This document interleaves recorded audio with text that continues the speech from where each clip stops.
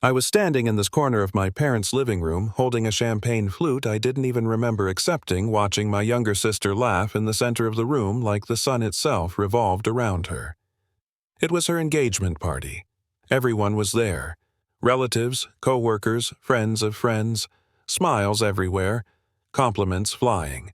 Her ring flashing under the lights like it needed its own spotlight.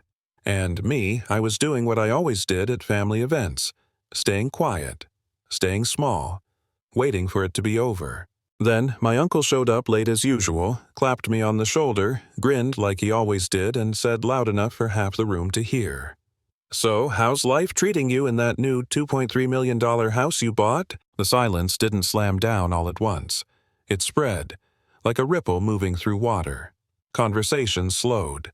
Laughter cut off mid-sentence. My sister's smile froze. My mother's face drained of color. My father set his glass down just a little too hard.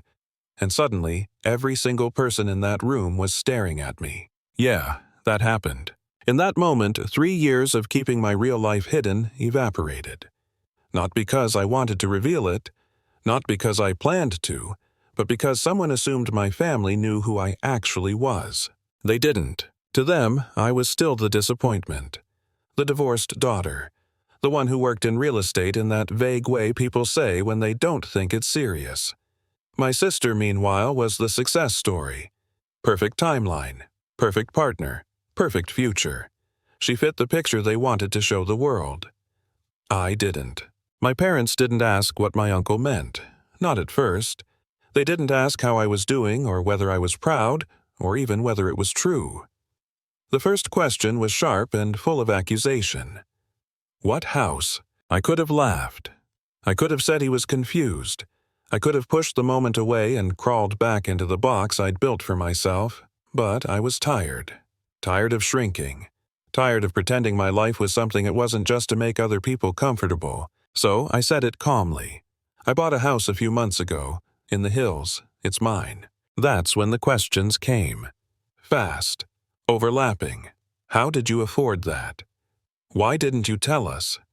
Why have you been living like you're barely getting by? Why did you let us think you were struggling? And there it was. Not pride, not happiness, just betrayal. As if my biggest crime wasn't hiding success but not sharing it. To understand why that moment mattered, you have to rewind a few years. Back to when my life actually did fall apart. I was married to my college sweetheart. Let's call him Ethan. We'd built everything together from nothing. Cheap apartment, cheap furniture, big dreams. I believed in him, completely. Then, one afternoon I came home early and heard a conversation I was never meant to hear. He wasn't just cheating, he was planning, waiting, talking about how much money he could get if he timed the divorce right, talking about my inheritance like it was already his. That moment didn't just break my heart, it rewired something in me. I didn't scream. I didn't confront him right away. I called a lawyer, quietly. I learned what was protected and what wasn't. I documented everything. And when I filed for divorce, I walked away with my dignity intact and my finances protected. My parents didn't react the way I thought they would. They weren't furious at him. They were disappointed in me. I should have tried harder. All marriages have problems, maybe counseling, maybe forgiveness. It felt like I'd failed some unspoken test, so I stopped explaining myself. I took the modest inheritance my grandmother left me and used it as a foundation. I bought a small fixer-upper, renovated it myself on nights and weekends, rented it out, sold it later for a profit, bought another, then another. I worked non-stop, learned everything I could, market trends, financing, negotiation. I wasn't flashy, I wasn't loud, I was strategic, and the whole time my family thought I was barely surviving. They offered help, money, advice, pity. I accepted, some of it smiled, said thank you, and invested every dollar. Because correcting them felt harder than letting them believe I was weak. By the time I bought my home, I didn't just own property. I owned proof. Proof that I could rebuild. Proof that I didn't need permission.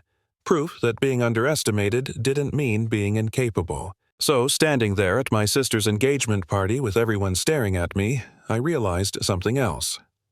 They weren't upset because I succeeded. They were upset because my success existed without them. My father's first concern wasn't how I did it. It was why I hadn't helped more with the party. My mother asked why I'd kept secrets.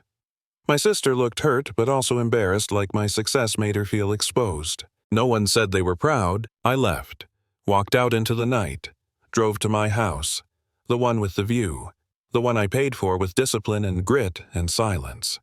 And for the first time in years, I let myself feel something I'd been holding back. Pride. The fallout was immediate. Calls, texts, accusations. My sister cried. My parents demanded explanations. Relatives weighed in. Everyone suddenly had an opinion now that my life was interesting. Talking to my sister hurt the most. She said she felt stupid for worrying about me. That's when it clicked. Her pain wasn't just about trust, it was about image.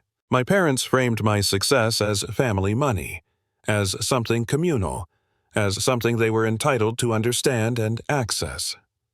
When I asked when they last truly asked how I was doing, the silence on the line said everything. Eventually, we sat down. It wasn't neat. It wasn't healing overnight, but it was honest. I told them why I hid. Because after the divorce, they stopped seeing me as capable. They treated me like a project to fix, not a person to respect. And the way they reacted at that party proved I wasn't wrong to protect myself. It took time. Weeks. Months. My sister came around first. She apologized, told me she was proud. My parents followed slowly, awkwardly. Not perfect, but trying. I ran into my ex once after all of this. He wanted to talk. Coffee, closure. Funny how people only see your value once it's public. I said no, calmly, without anger, because I'd already won by walking away. Here's what I learned. Success doesn't change people. It reveals them. Some relationships deserve rebuilding. Others should stay exactly where they are, and not everyone deserves access to the life you fought to build. That house isn't just a house. It's proof. Proof that I could lose everything I thought defined me and still create something better. Proof that being underestimated doesn't mean being defeated. Proof that sometimes hiding is how you survive and choosing when to stop hiding is how you reclaim yourself. So now I'm asking you, was I wrong to keep my success private? Do families deserve full access to everything you build, or is protecting your peace sometimes the only way to survive? Drop your thoughts in the comments. I want to know where you stand.